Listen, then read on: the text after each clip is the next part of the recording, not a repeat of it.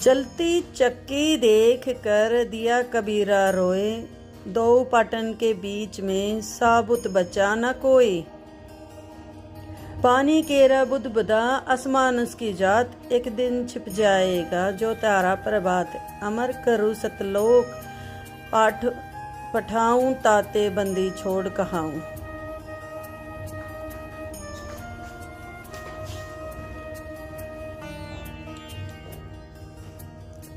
गरीब साहिब से सतगुरु भये, सतगुरु से भये संत। धर धर बेस विशाल अंग, खेले आदि और अंत।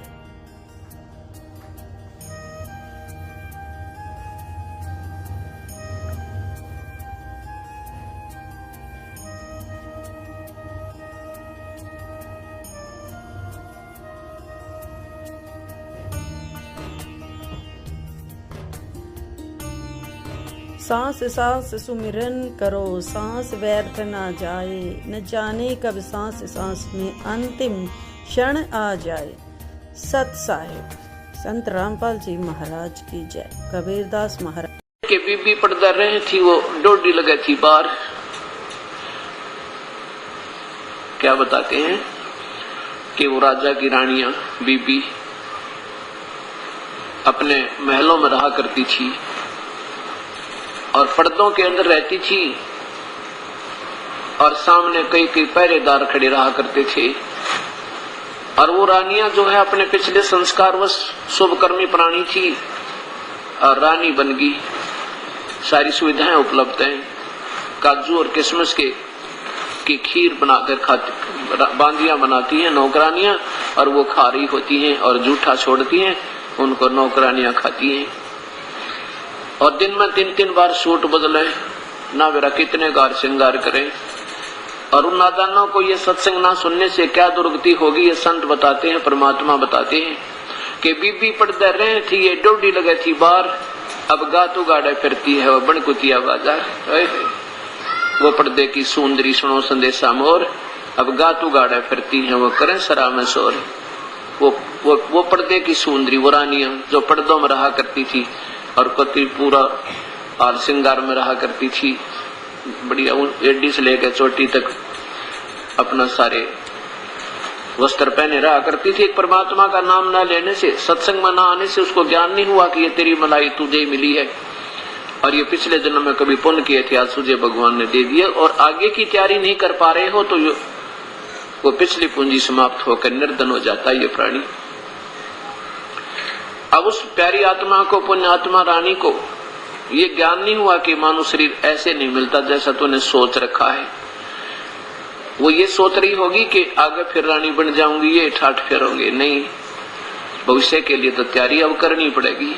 जैसे जमींदार फसल बीज के कणक गेहूं की और उसको काट के तैयार करके परिपक्व करके अपने ठेकों में डाल लेता है और उसके बाद उसी से खाना प्रारंभ कर लेता है। अगर आगे का ना बीजेगा, इसी प्रकार प्रिपेयर नहीं तैयार करेगा, तो पिछले ठेके में जब तक वो गेहूं चल रहा है तब तक तो उसने ठाठ लगे, और जब वो ठेके में खत्म होगा ना, जब देखिए भूखा मरे, परिवार भी मांगता फिरे उसका।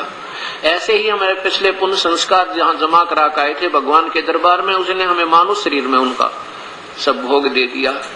अब हमने ये लग रहा है कि ठाठ हो रहे हैं, शाम ने गुट्टी ला ले, दिन में रात ने सिनेमा देखे, दिन में बकवाद गड़े, ताश खेलने।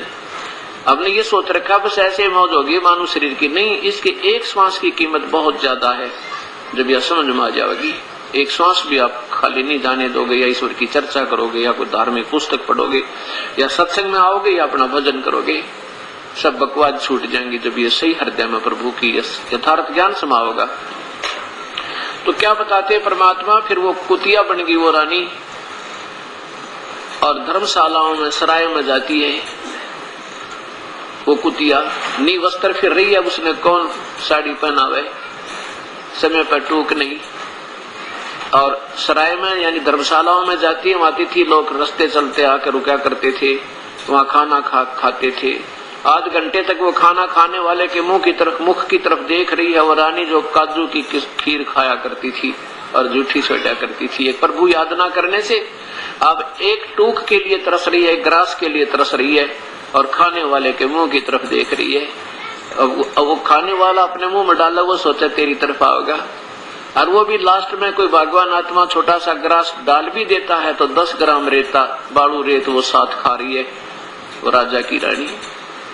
ये संतों के विचार प्रभु की दी हुई का ज्ञान है, इसको ऐसा वैसा नहीं हमने सोचना चाहिए, क्योंकि हम ये सोचते हैं किसने देखा आगे का वही जिन्होंने दिखाई देता था उन्होंने तो आगे का बता दिया भविष्य का।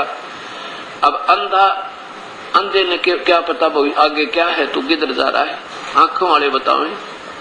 आंखों वाले जैसे कोई सूरदास जा रहा था किसी रास्ते से, कोई आंखों वाला आ गया, कहने लगा भाई सूरदास ए ब्लाइंड मैन तू कहाँ जा रहा है, इधर ये तो रास्ता बहुत खराब है,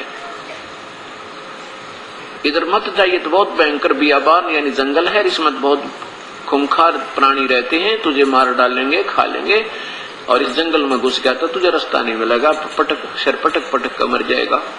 अब वो अंधा कहे किसने देखा है, देखी जाएगी, या कोई बात हुई, अंधे ने दिखा नहीं, आंखें वाले की माने नहीं तो मर कुएं में पड़ गए। अब संत तो आंखें वाले थे, हम अंधे, हमने तो सब ये संसारिक सुख और अपना रोजी रोटी रोजगार से हमने घुटी और वही बीड़ी से वृत्तास ये दिखाई नहीं देता।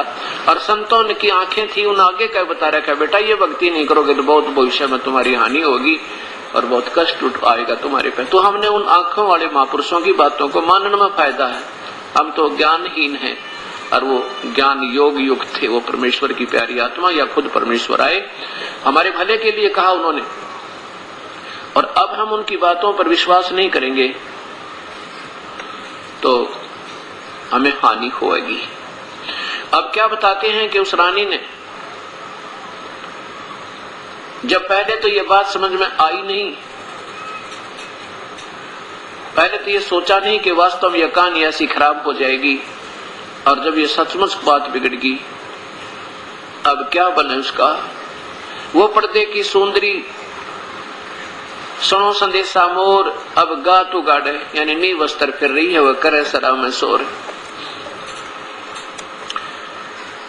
नक बेसर नक पे बनी वह पैरें थी हार हमेल, और सुंदरी से कुतिया बनी वह सुन साहिब के खेल।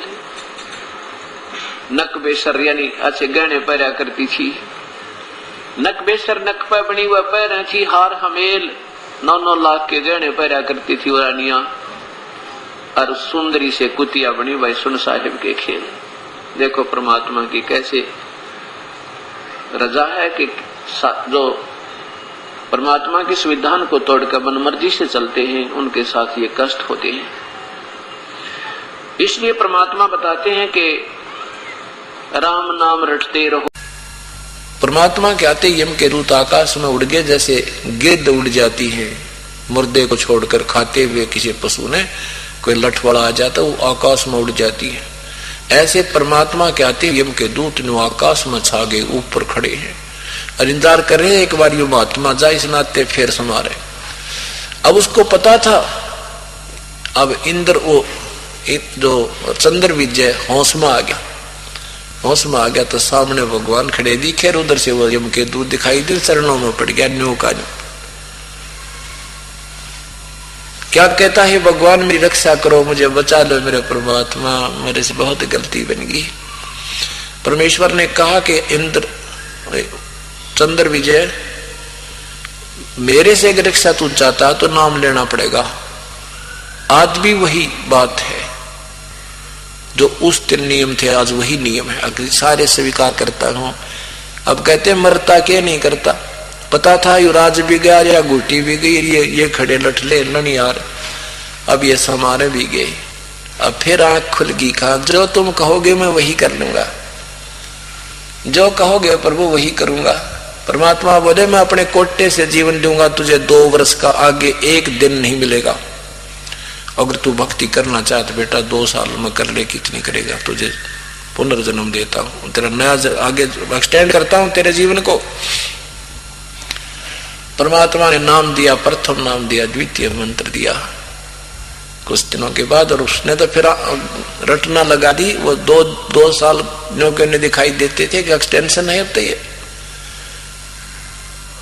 फिर परमात्मा ने उसको भी और इंद्रवती को भी पार किया, बोलो सतगुरुदेव की जय।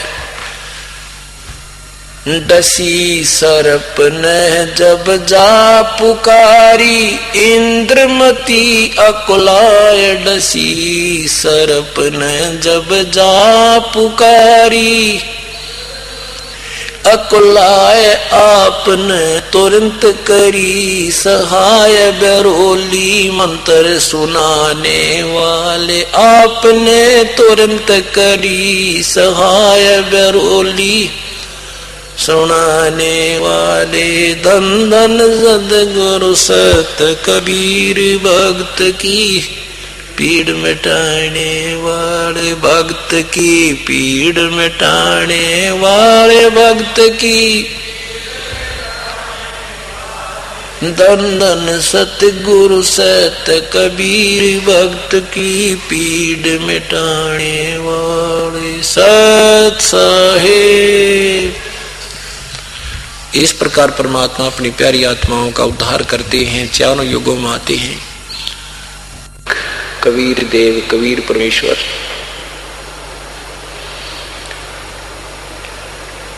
अपने सतलोक स्थान से चल करके यहाँ काल के लोक में आते हैं, और हम काल के जाल में फंसे हुए अनजान प्राणियों को स्वयं ही अपने निज घर का वो ज्ञान कराते हैं।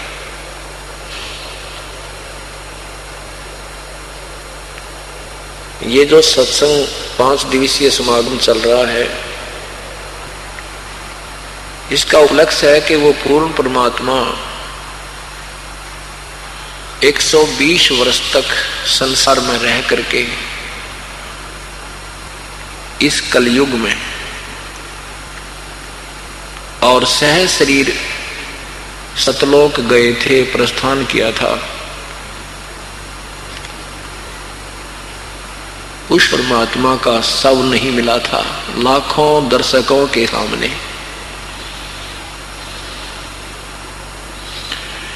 और जब तक परमात्मा रहे, इन कथित विद्वानों को, जो ऋषि महर्षि संत वेदों के ज्ञाता प्रसिद्ध थे, उनको कोई जवाब मालिक के सामने नहीं आता था। परंतु कारण क्या था कि उस समय अपने पूर्वज जो थे वो अशिक्षित थे, और उस शिक्षित वर्ग ने एक बैन लगा रखा था कि कोई भी अन्य जाति वाला संस्कृत नहीं सीख सकता, क्योंकि सब सदग्रंथ संस्कृत में विद्यमान थे। उन्होंने बैन लगा दिया था कि कोई भी अन्य व्यक्ति ब्राह्मण जाति के अतिरिक्त कोई भी अन्य जाति वाला संस्कृत भाषा को नहीं सीख सकता, नहीं पढ़ सकता, क्योंकि उनको मालूम था कि इनको पता लग गया, अन्य व्यक्तियों को संस्कृत का ज्ञान हो गया तो तुम्हारी पोल पाट जाएगी, तुम्हारा पर्दा फाश हो जाएगा। क्योंकि परमात्मा रोज कहा करते थे कि ये झूठ बोल रहे सारे, इनको ज्ञान नहीं वेदों का, ये गीता जी के विषय में नहीं जानते हैं, ये उल्टा पाठ पढ़ा रहे हैं तुम्हें। परंतु उस समय उस परमात्मा को जिसको अशिक्षित माना जाता था, उस समय उनकी बातों का असर होना भी संभव नहीं था। परंतु उस परमात्मा ने उस चीज से कोई लेना देना नहीं था, वो अंतर्यामी थे, जाने थे कि अब ये मेरी बातों का असर नहीं होगा, परंतु आने वाले समय के लिए एक ऐसा बीज दूंगा कि जब ये समाज, मेरे बच्चे शिक्षित होंगे ना, इन सब की धज्जी उड़ जाएगी। मैं जो आज बोल रहा हूं 600 साल पहले, वो मेरी बातें ये इसमें 20वीं और 21वीं सदी में क्लियर होंगी, स्पष्ट हो जाएंगी। फिर धिक्कारेगी दुनिया इन नकली संतों और ऋषियों को, और मेरे बच्चे मुझे पहचान लेंगे कि परमात्मा 600 साल पहले यही बात कहा करते थे, जो नकली संतों और ऋषियों ने आगे ऊपर नहीं आने दी। फिर मुझे समझने में देरी नहीं लगेगी, अब कोई देरी नहीं है।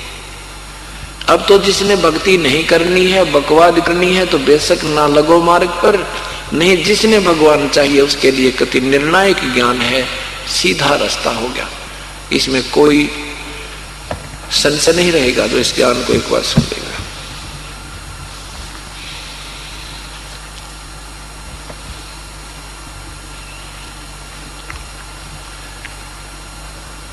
परमात्मा हमें एक ही बात पर जोर देते हैं हमारे लिए कि तुम परमात्मा की भक्ति करो, तुम पूर्ण परमात्मा की भक्ति करो, आन उपासना मत करो। पूर्ण परमात्मा कौन है, कैसा है, इसके विषय में हमारे सब सद्ग्रंथ गवाह हैं। जिन महापुरुषों ने आंखों देखा परमेश्वर को वो गवाह हैं। लेकिन हमें जो ज्ञान दिया गया उसके विपरीत दिया गया कि परमात्मा निराकार है। ब्रह्मा विष्णु महेश ये पूर्ण शक्ति हैं, अजरो अमर हैं, इनके कोई माता पिता नहीं। जबकि उन्हीं भगवानों के जीवन चरित्रों में लिखा है तो नासवान है। इनकी माता दुर्गा है, पिता इनका ज्योति निरंजन काल है, ब्रह्म है, क्षर पुरुष है। इसको सदाशिव, महाशिव, काल रूपी ब्रह्म आदि नामों से जाना जाता है। और वो परमात्मा 600 वर्ष पहले अपनी यही बात, यही वाणी, अमृत वाणी बोल कर गए थे, जो आज सभी सदग्रंथों से मेल खाती है।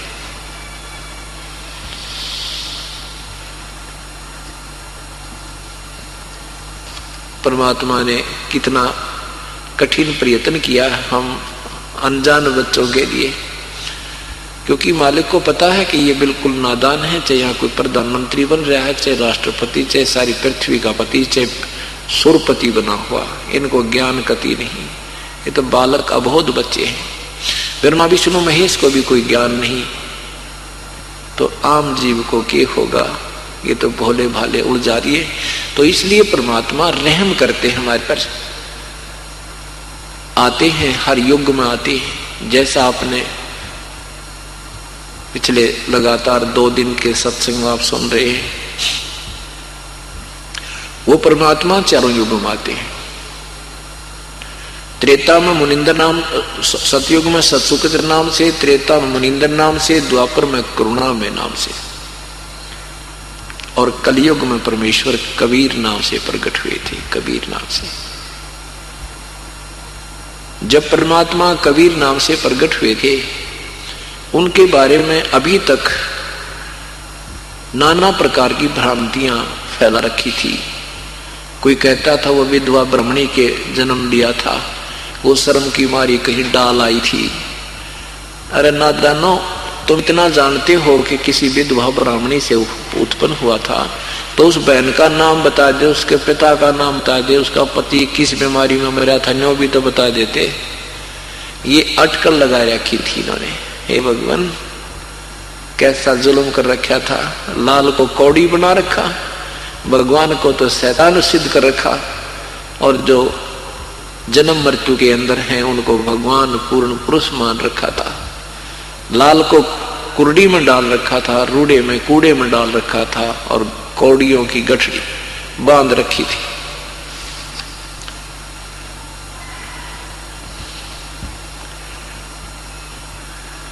परमात्मा जब कलयुग में प्रकट हुए उसका विवरण सुनाते हैं।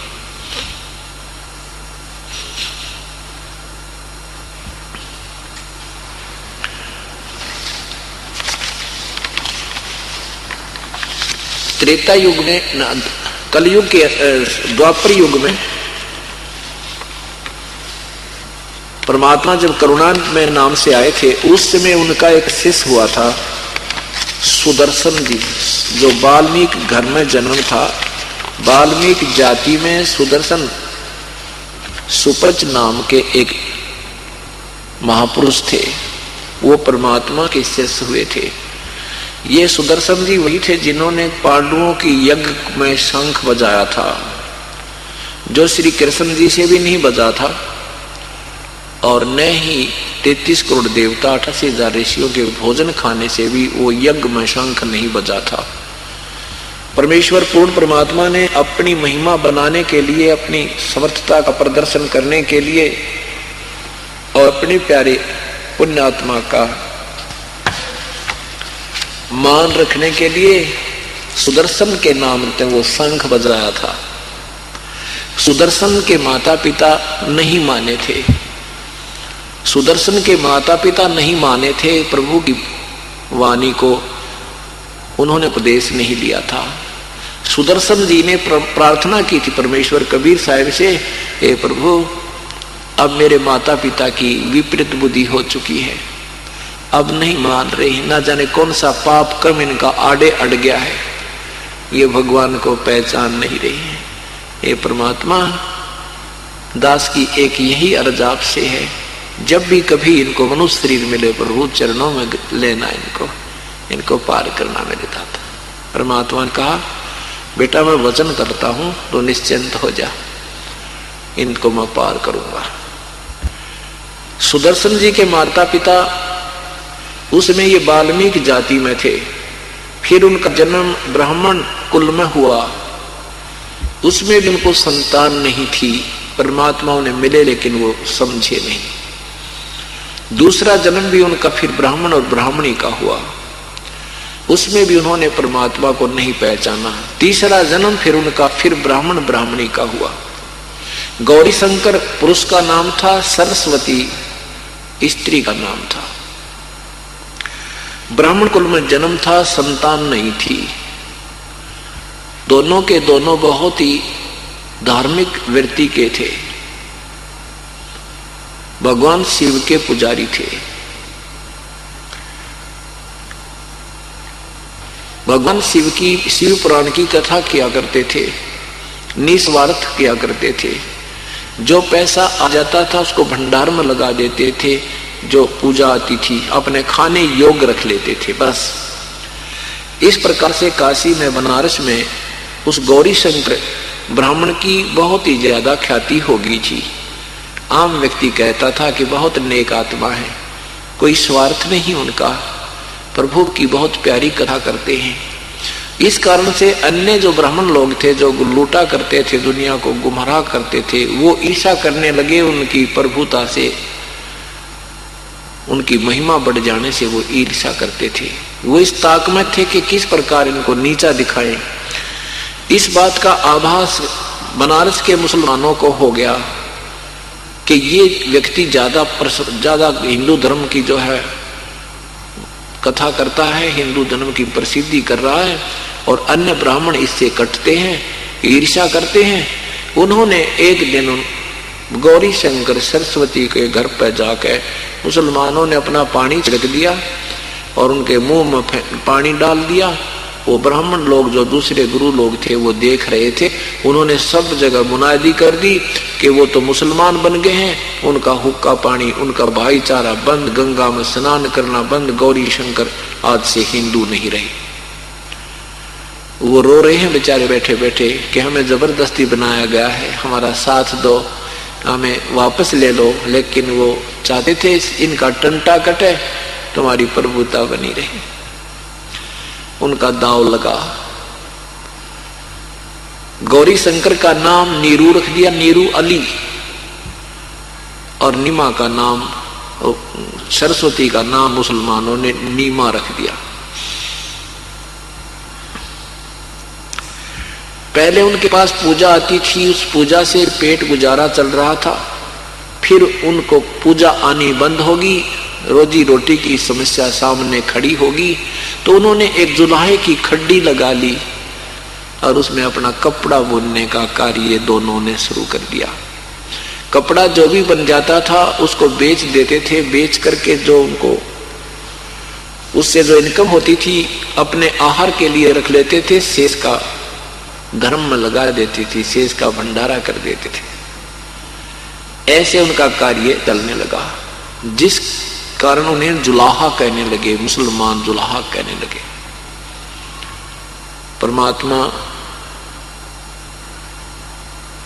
परमात्मा की कसक उनके हृदय में फिर भी बनी रही। उनके संतान कोई नहीं थी, गंगा में स्नान करना बंद कर दिया था। अब वो क्या करते थे, स्नान करने के लिए सुबेरे उठकर अपने झोपड़ी से लगभग 4 किलोमीटर की दूरी पर, 3, 4, 5 किलोमीटर की दूरी पर एक तालाब था, वो गंगा की लहरों से, गंगा का पानी उछल उछल कर, जब गंगा भर के चलती थी उससे उछल उछल कर एक बहुत बड़े सरोवर का रूप धारण कर रखा था, कर लेता था। उसको लहर तारा तालाब नाम से जाना जाता था। आज भी वो लहर तारा तालाब कुछ आंशिक शेष है, ये 10 और साथ में कई सैकड़ों की संख्या में संगत भी देख कर आई है। उसमें वो बहुत बड़ा था, तो वहां वो स्नान करने जाया करते थे नीरू और नीमा। बहुत सुंदर जल था, कमल के फूल मोटे मोटे उसमें फूले हुए थे, खिले हुए थे। प्रतिदिन वहां जाया करते थे। विक्रमी संवत 1455 सन 1398 ज्येष्ठ मास की पूर्णमासी को भी पहले की तरह वो स्नान करने के लिए प्रस्थान करते हैं। नीरू नीमा घर से चल पड़े। उधर से परमात्मा पूर्ण ब्रह्म सतपुरुष कबीर परमेश्वर अपने सतलोक से प्रस्थान करते हैं। वहां से प्रस्थान किया, एक छोटे से बालक का रूप बनाया और आकाश से आया। उस समय एक अष्टानंद नाम के ऋषि, जो स्वामी रामानंद जी महाराज के शिष्य थे। स्वामी रामानंद जी एक बहुत बड़े पहुंचे हुए विद्वान माने जाते थे, विख्यात ऋषि थे उस समय के, बनारस के। स्वामी रामानंद जी के शिष्य एक अष्टानंद नाम के ब्राह्मण, प्रतिदिन वो ऋषि उसी लहर तारा तालाब पर जाया करते थे। एक किनारे पर बैठकर स्नान करके और सुबह सुबह प्रभु का भजन किया करते थे, प्रकृति का आनंद लिया करते थे। अब वो स्नान करके, उस दिन अष्टानंद जी स्नान करके अपने ध्यान की तैयारी कर रहा था, साधना करने की चेष्टा कर रहा था। कभी आंखें खुल जाती थी, कभी बंद थी। इतने में क्या देखा कि आकाश से एक बहुत बड़ा बहुत तेज प्रकाश आ रहा है। उसने ऐसे देखा, उसकी आंखें चुंधिया गई जैसे वेल्डिंग सेट का चमक लग गया करे। जो ही उसने आंखें बंद की तो आंखें बंद करके देखा तो उसने एक बालक रूप दिखा। जैसे हम सूर्य की तरफ देखते हैं तो सूर्य की तरफ आंखें नहीं खुलती, और देखकर बंद करते हैं तो सूर्य का वास्तविक रूप क्या है, वो आग का गोला गोला नजर आता, उसका प्रकाश नहीं दिखता। ऐसे वो दिखता है, चमका सा लगने के बाद पुतलियों में नजर आता। ऐसे जो ही उसने ऊपर देखा तो एक प्रकाश का समूह दिखाई दिया। आंखें बंद की तो उसमें एक बालक दिखा, बालक नवजात शिशु। उसने ऐसे ध्यान से फिर दोबारा देखा तो वो बालक, वो प्रकाश एक कमल के फूल पर सिमट गया। फिर ऐसे देखा, फिर उसको बालक सा नजर आया, तो वो असमंजस में पड़ गया, ये क्या चक्कर है। उस अष्टानंद ऋषि ने सोचा कि हो सकता है मेरी कोई भक्ति की उपलब्धि ही ना हो, क्योंकि सभी ने भगवान को प्रकाश रूप मान रखा है, आकार कोई नहीं मानता था। ऋषि जी वहां से उठकर चल पड़े कि गुरुदेव से पूछूंगा ये क्या कहानी है। अष्टानंद जी के पास आए। अष्टानंद जी अपने गुरुदेव स्वामी रामानंद जी के पास आए। गुरुदेव से शंका का समाधान चाहा। कहा, सतगुरु, आज मैंने एक ऐसी अद्भुत लीला देखी है, इतना सुंदर प्रकाश देखा है, आकाश से आता हुआ देखा है। जो ही मैंने उसकी तरफ आंखें नजर की तो मेरी आंखें नहीं देख पाई, बंद होगी। बंद की तो गुरुदेव एक बालक नजर आया, छोटा सा नवजात शिशु, और लहर तारा तालाब के कमल के फूल के ऊपर वो ऐसे विराजमान होता दिखा। ये मेरी कोई भक्ति की उपलब्धि है या मेरी कोई दृष्टि दोष है दाता? स्वामी रामानंद जी ने कहा कि बेटा, न तो तेरी दृष्टि दोष है और न ही तेरी कोई भक्ति की उपलब्धि है। ऊपर के लोगों से जब अवतार लोग आते हैं, अवतार गण आते हैं, उनकी ऐसी ही लीला होती है, यही स्थिति होती है। वो यहाँ कहीं किसी माँ के कोई संत ऋषि या कोई देव आया है, वो जन्म लेगा और फिर यहाँ अपनी लीला करेगा।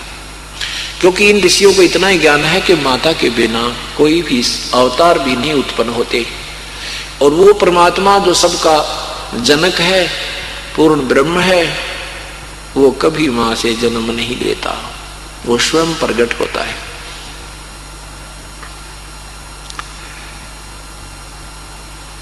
अब रामानंद जी ने जैसा वो जानते थे अपने शिष्य की शंका का समाधान कर दिया और शिष्य संतुष्ट हुआ। उधर से नीरू और नीमा भले ही वो मुसलमान बन गए थे, लेकिन शंकर भगवान की याद को वो भुला नहीं पा रहे थे। रास्ते में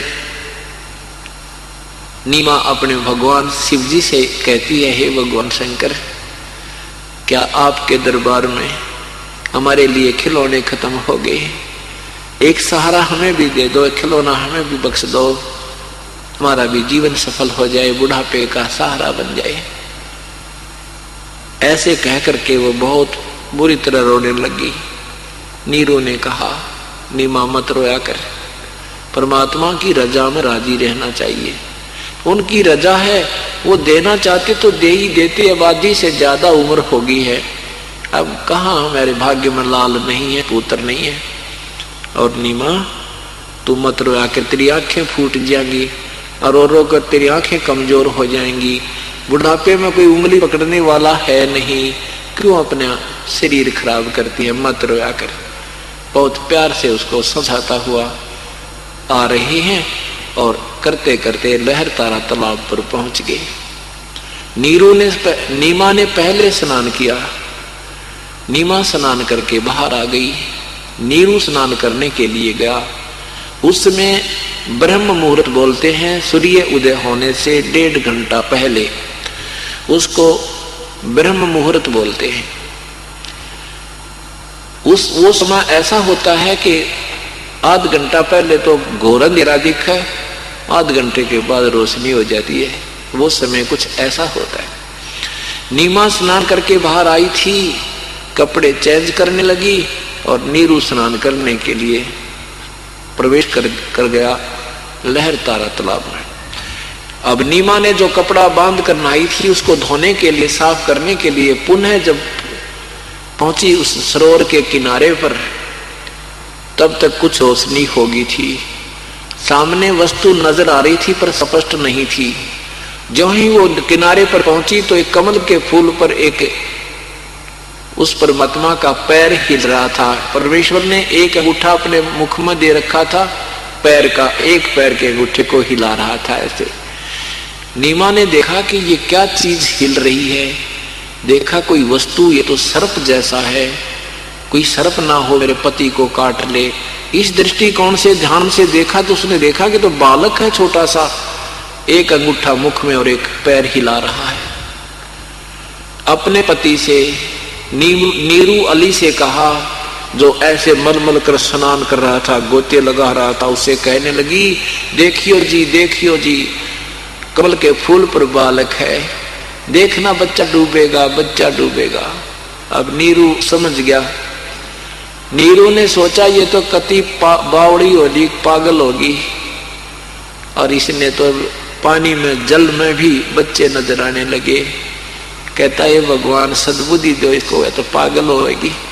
कहता है नादान, आप कति बावड़ी होली तू, अब तुझे जल में भी बच्चे नजर आने लगे, अब छोड़ दे इस बहम को, भूल जा, पर भगवान की राजी में रजा में राजी रहे। नीमा कहती है मैं सच कह रही हूं। जोर से उसने कहा, देखना देखना सचमुच ये बालक डूब गया। ऐसी कसक के साथ उसने, नीमा ने जब ये बात कही तो नीरू की दृष्टि स्वाभाविक उस तरफ होगी जिस तरफ वो संकेत कर रही थी। नीरू ने देखा सचमुच ये तो बालक है कमल के फूल पर, आओ देखी ना ताओ देखी, कमल के फूल समेत उठाकर और अपनी पत्नी को थमा दिया।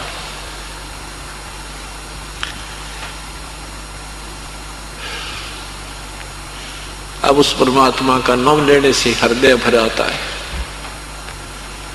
और जिस बहन ने उस परमेश्वर को सीने से लगा, कितने पुण्य कर्मी होगी वो।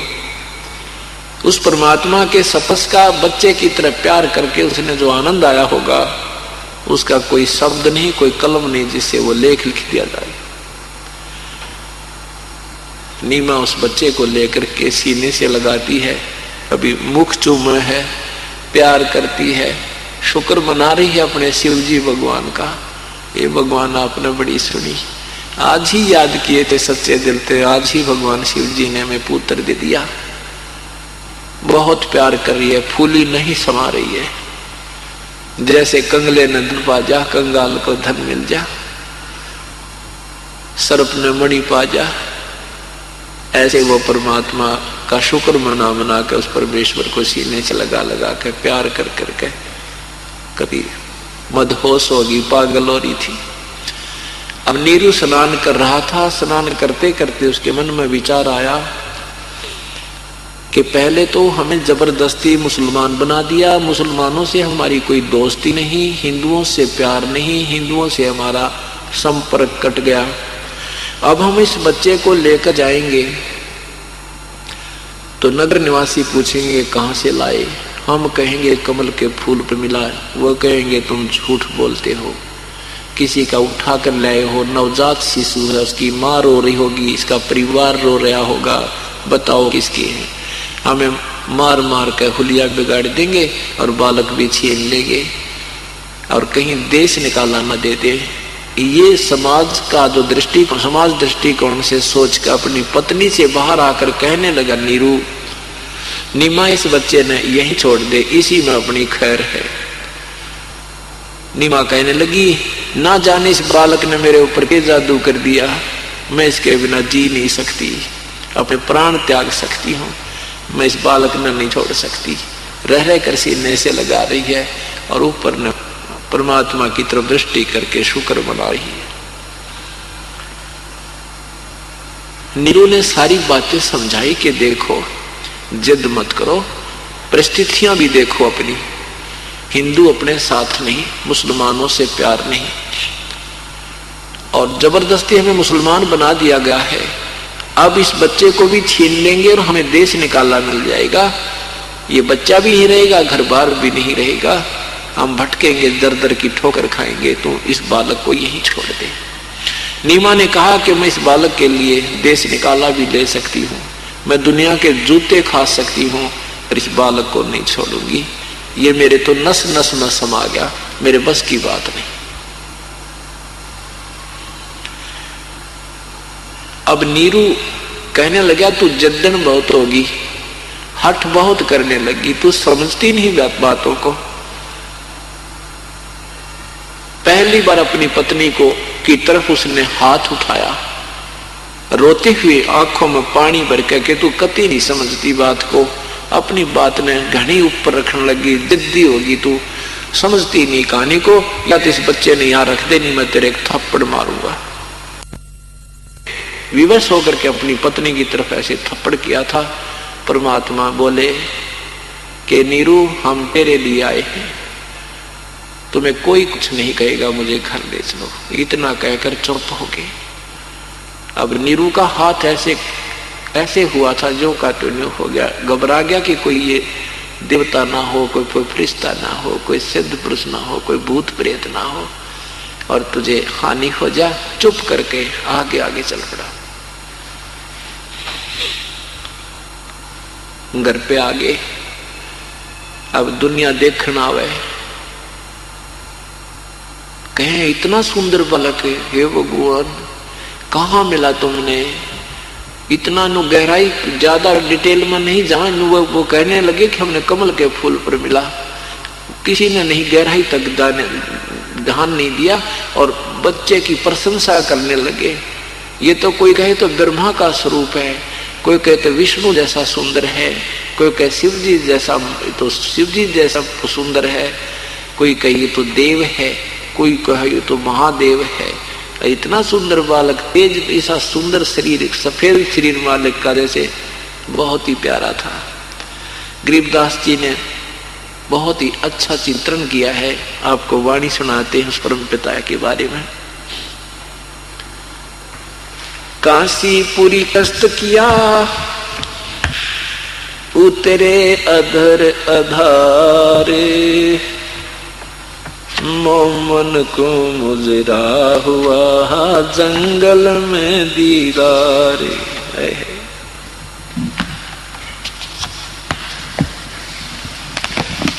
आदरणीय गरीबदास साहिब जी ने अपने परमात्मा पूर्ण ब्रह्म की ऐसे महिमा गाई है जैसे तुलसीदास जी ने श्री राम की महिमा रामायण रूप में वर्णित की है। ऐसे ही गरीबदास साहिब जी ने अपने परमात्मा पूर्ण ब्रह्म की सतपुरुष की महिमा अपनी अमृतवाणी में ऐसे ही चौपाइयों और दोहों के माध्यम से सुनाई है।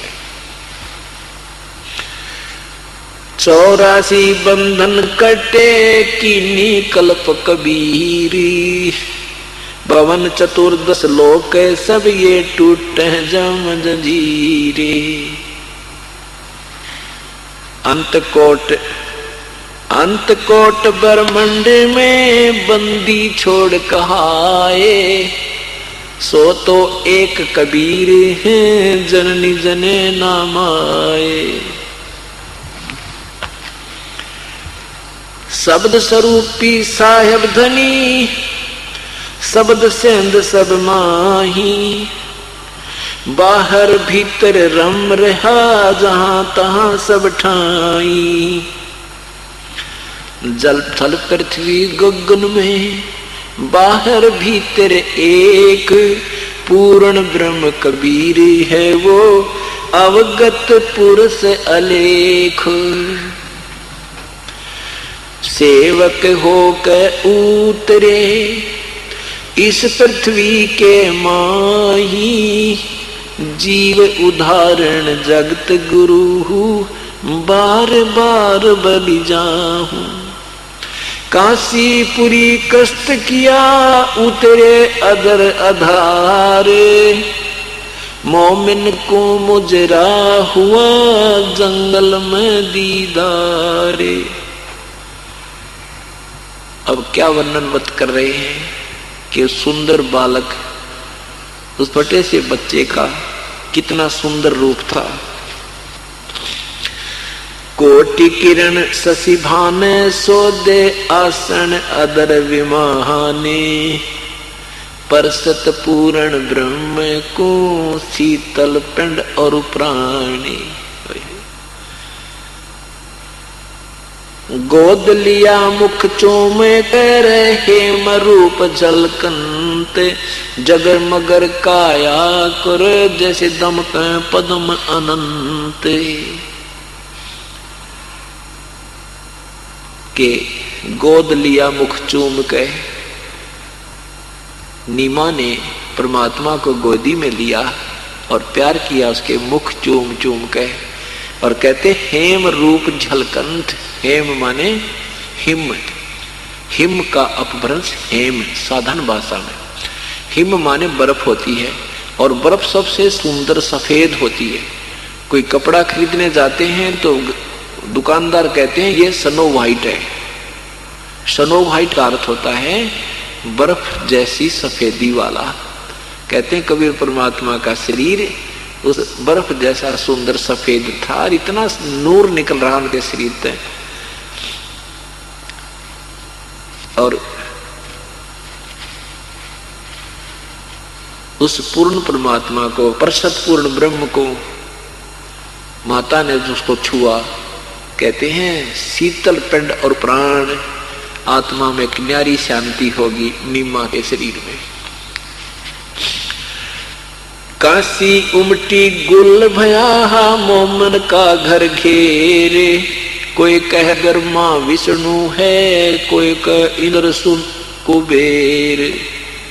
कोई तो कहे तो ब्रह्मा है, कोई कहे विष्णु है, कोई कहे तो इंद्र अवतार दिखाई देता है, कोई कहे धन का देवता कुबेर आ गया है, कोई कहे वरुण धर्मराया है, कोई कहते है ईसे 16 कला सुभान गति, कोई कहे जगदीश।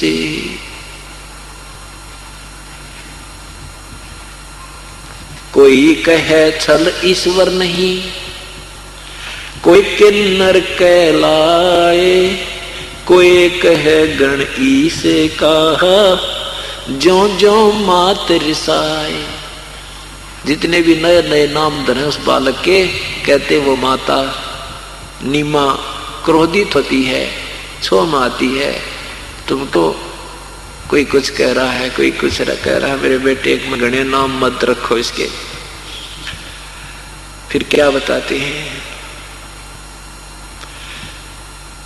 खलक मुल्क देखण गई, खलक मुल्क देखण गया ये राजा प्रजा रीत, जम्बू दीप जहान में वो उतरे शब्द अतीत, दुनी कहे ये देव है, दुनिया तक कहें ये देव है, और देव कहें ये महादेव, और वो महादेव कहे हमने नहीं बेरा है तो कोई और बहुत ही तगड़ी शक्ति है, तो पूर्ण ब्रह्म है। दुनिया कहे ये देव है, देव कहते हैं ईश, ईश कहे ये पर ब्रह्म है, पूर्ण विश्व बीश।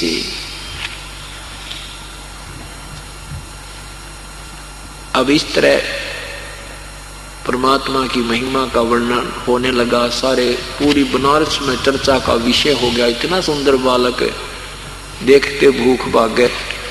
फिर काजी आगे लड़के का नाम रखने के लिए, काजी आ गए लड़के का नाम रखने के लिए। उधर से हिंदू पंडित भी पहुंच गए, वो लालची, क्योंकि वो नए नए मुसलमान बने थे, और वो हिंदू ब्राह्मण जो वो भी पहुंच गया अपनी नाम धरने के लिए, लालच में हमें भी 2 रुपये मिल देंगे। उधर से काजी आ गए। काजियों के आने के बाद ब्राह्मण तो एक तरफ चुप करके बैठ गए, कोने में नाम ये रख देंगे कि मैं हम भी मांग लेंगे, चलती दफा कुछ तय देगा हमें। इस उद्देश्य से ब्राह्मण लोग वो बैठे रहे। काजियों ने आकर के नाम रखने के लिए अपनी कुरान शरीफ को ऐसे खोला, वो खोलते एक मंत्र सा पढ़ के, जो भी अक्षर पहला होता है दाईं ओर, उसी के ऊपर वो नाम रखते हैं। तो उन्होंने उसमें कबीर अक्षर देखा, उस पृष्ठ पर कबीर कबीर कबीर लिखा था पूरे पृष्ठ पे। तो उन्होंने सोचा और बदल के देख ले, दूसरे पे भी लिखा था कबीर। पूरी कुरान शरीफ में कबीर कबीर हो गया, क्योंकि कबीर नाम एक बहुत ही आदरणीय और शुभ माना जाता है। और ये उन्होंने मन में सोचा था, यू नाम तो यहाँ तो हमने चवन्नी मिलेगी, 1 रुपया मिलेगा मुश्किल से नाम धरने का, और जहां ये अच्छे घर में किसी और अच्छे सेठ के अच्छे पैसे वाले का नाम रखेंगे तब तो बहुत पैसे मिलेंगे। ऐसी दृष्टिकोण से उन्होंने टाल मटोल करनी चाहिए थी कि और नाम देख लेते, लेकिन परमात्मा तो दूर से नाम लेकर आते हैं। कलयुग में उनका नाम कबीर ही चलना था। तो जो ही उन्होंने कुरान उलट पुलट कर देखी, सारी कुरान में कबीर कबीर लिखा है, कोई और अक्षर रहा नहीं। और परमात्मा ने कहा मेरा नाम कबीर ही रहेगा काजी।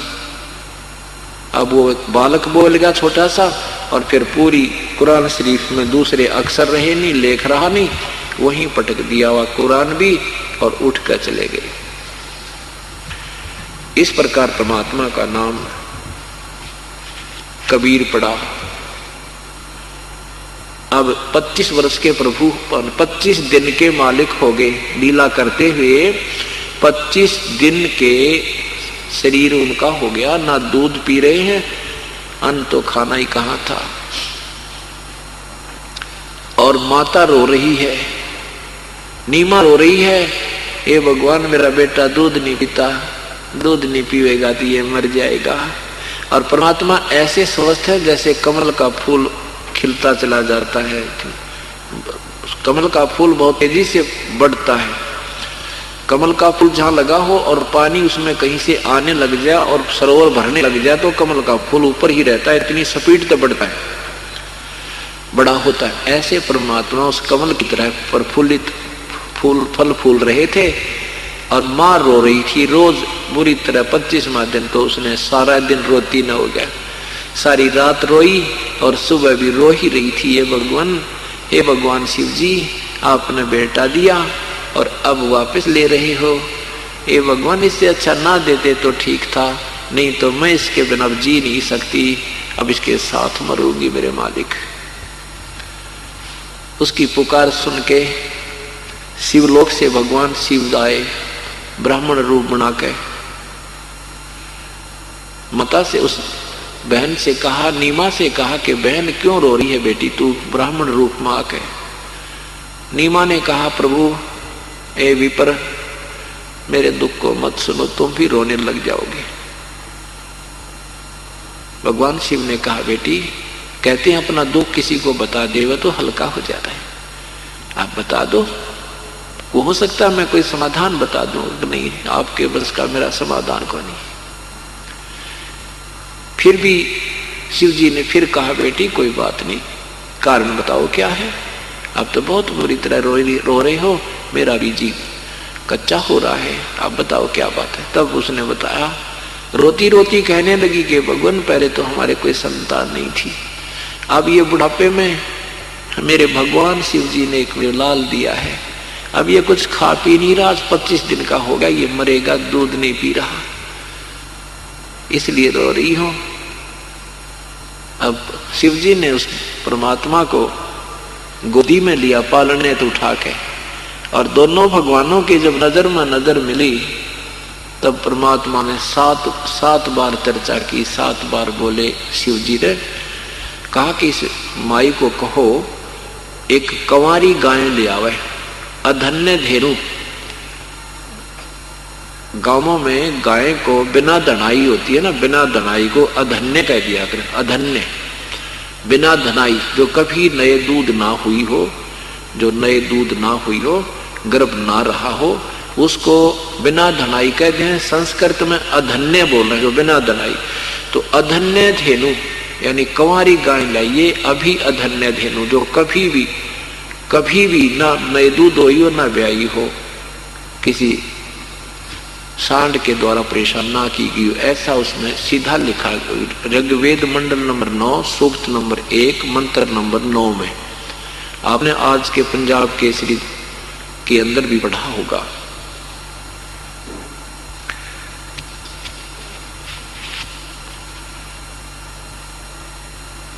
नीमा आपका पति को बुला कर लाई।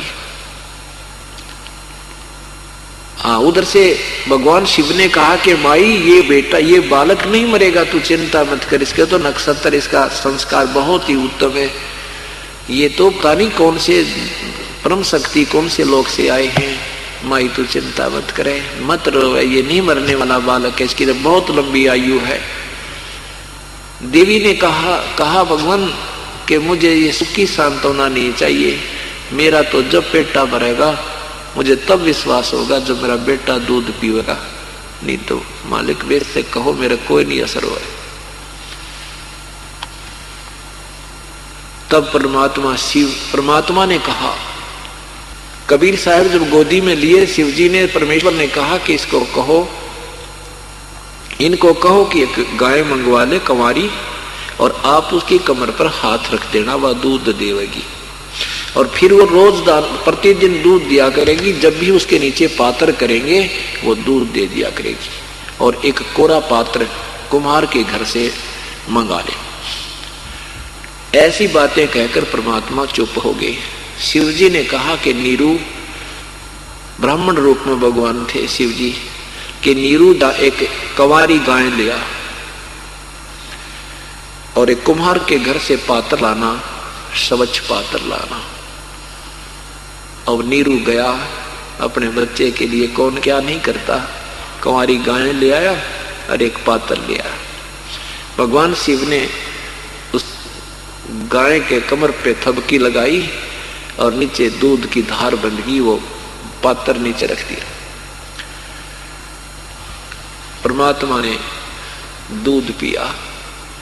उसके बाद प्रतिदिन वो गाय दूध देने लगी और परमात्मा दूध पीने लगे।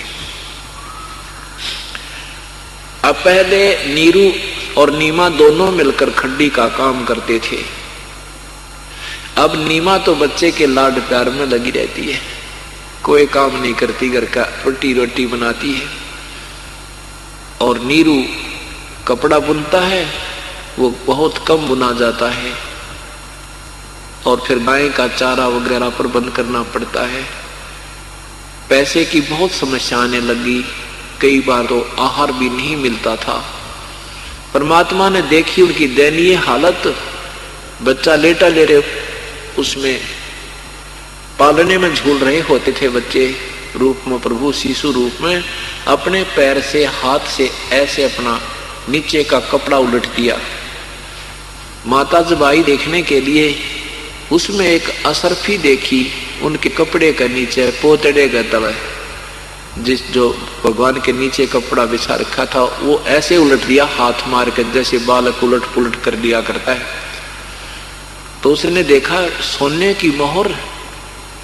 परमात्मा ने कहा कि ये तुम्हारे खर्चे के लिए दे रहा हूं, मैं सारी सृष्टि का पालनहार हूं, मैं कुल का मालिक हूं, और इसमें से जो जितना तुम्हें चाहिए घर के लिए प्रयोग कर लेना, इसको संग्रह मत करना, शेष भंडारा करते रहना। यूं कहकर चुप हो गए।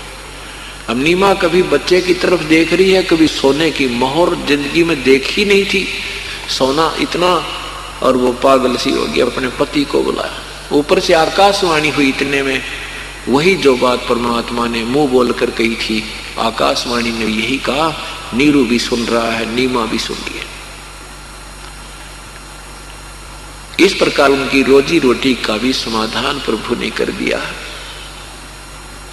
पुण्यात्माओं, ये परमात्मा है, ये वो परमात्मा जिसके सामने ब्रह्मा विष्णु महेश भी याचना करते हैं, उसी से शक्ति ग्रहण करते हैं। ये मूल रूप भगवान है। उल्टे लटके हुए संसार रूपी वृक्ष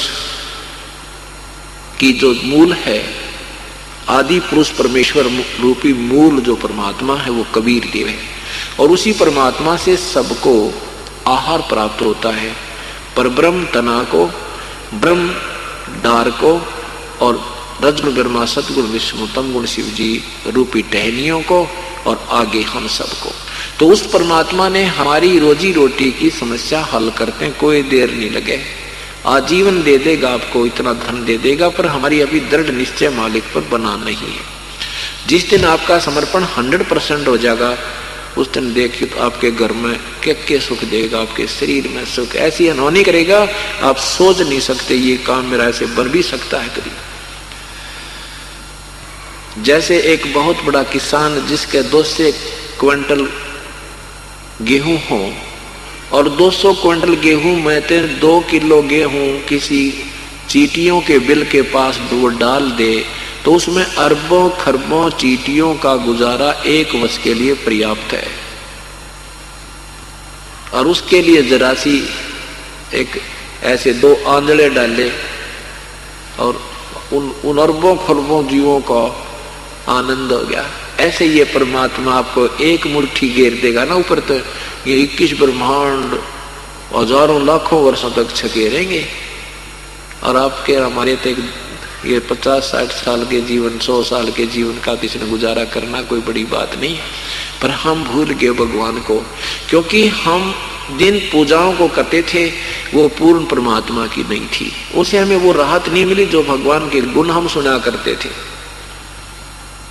अब देखना भगवान के वो गुण, और ज्यों का त्यों भगवान, वही गुण जो पहले वर्णित थे आज आपके साथ घटा करेंगे। आप खुद महसूस करोगे कि सचमुच यह तो बात बिगाड़ रखी थी इन अनजान संतों और ऋषियों ने, हमें कति जुल्म कर रखा था हमारे साथ। हम भगवान की तरफ में जाते थे, और वो नीम हकीम हमें मीठी गोली दिया करते थे, रोग दूना बढ़ जाता था, भूत बन जाते, पितर बन गए, गधे बन गए।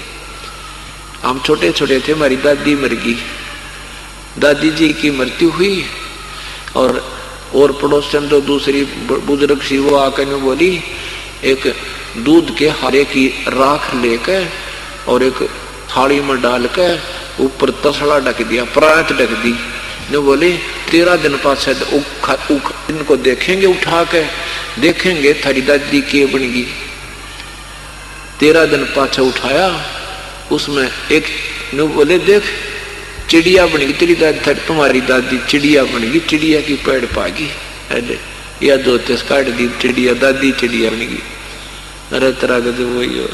अब हमने पता पशु बने, पक्षी बने, क्योंकि भक्ति उन्हें करी नहीं। चिड़िया नारद की तौर को और पशु पक्षी बनी होगी, भक्ति कभी करी नहीं।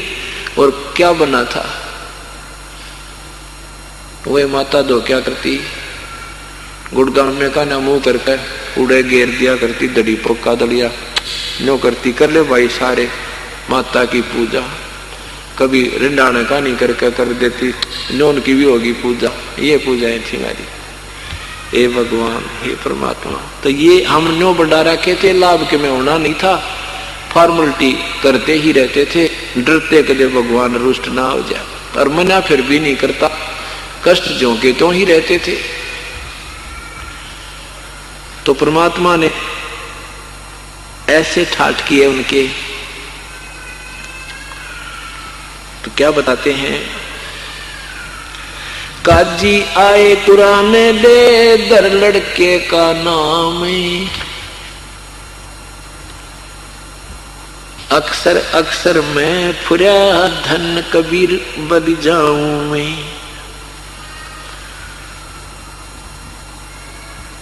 सकल कुरान कबीर हैं, अरफ लखे जो लेख, काशी के काजी कहें गई दीन की टेक।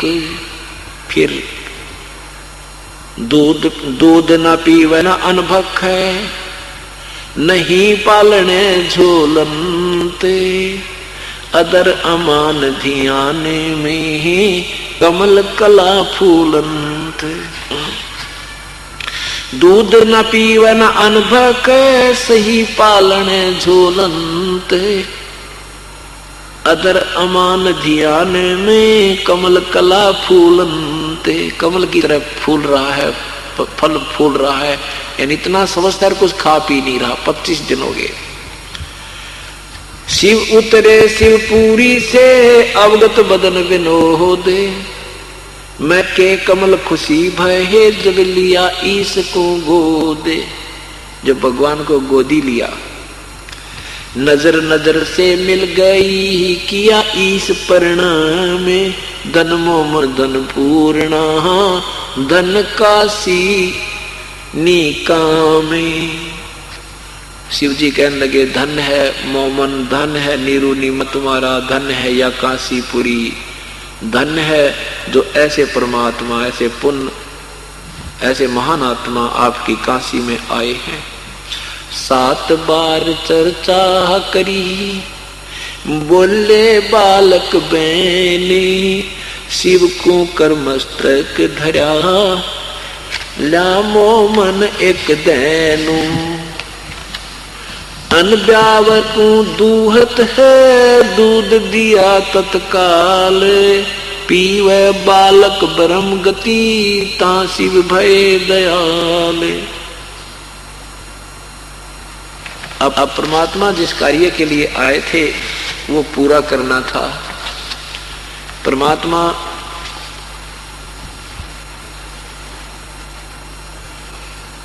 जब 5 वर्ष के लीलावत शरीर करते हुए 5 वर्ष का शरीर हुआ,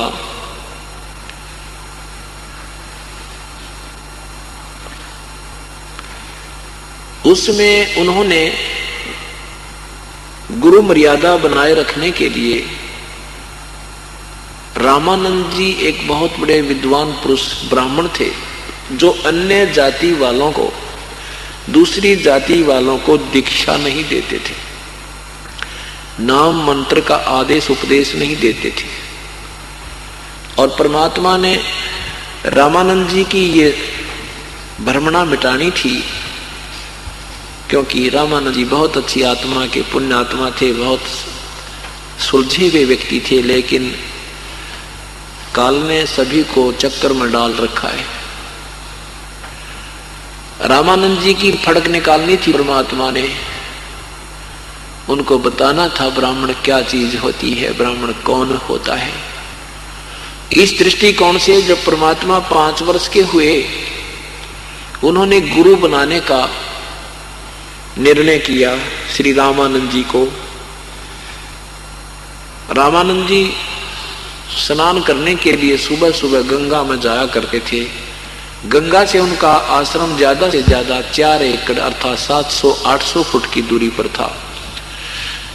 उसमें कबीर परमात्मा 5 वर्ष के थे, रामानंद जी 104 वर्ष के थे। दोनों के शरीर में अंतर 99 वर्ष का था, 99 वर्ष का। 104 वर्ष की आयु में रामानंद जी स्वस्थ थे और नहाने के लिए ब्रह्म मुहूर्त में सुबह सुबह जाया करते थे।